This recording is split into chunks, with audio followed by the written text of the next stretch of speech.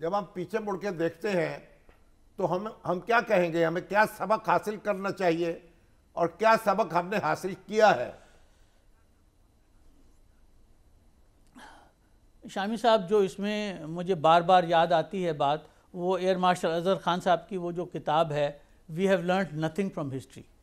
یہ کتاب غالباً ان کی 92 میں آئی تھی. ہاں جی. اور انہوں نے بڑی ڈیٹیل میں ساری چیز کو بھی دیکھا، اور میں اس کتاب کو اکثر پڑھتا ہوں کہ جو بات اظہر خان صاحب نے لکھی ہے وہی ہے.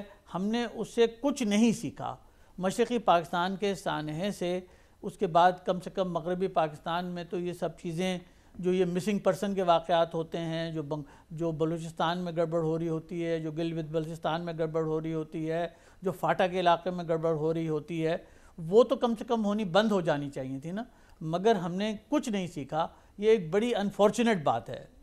مگر وہ ہمارا دشمن بھی تو ہمیں الجھاتا ہے نا. ہاں، اگر ہم اپنے دشمن کو پہلے تو دشمن سمجھ لیں، اور دوسرا سمجھ کے پھر اس کے اوپر نظر بھی رکھیں اور دیکھیں کہ وہ کیا کر رہا ہے، اور وی ایکٹ اکارڈنگلی. جو کلبھوشن یادیو نے جو چیزیں کہی تھیں اس کے اوپر بھی اگر آپ شامی صاحب یاد رکھیں تو اس کے اوپر کوئی ایکشن نہیں ہوا ہے.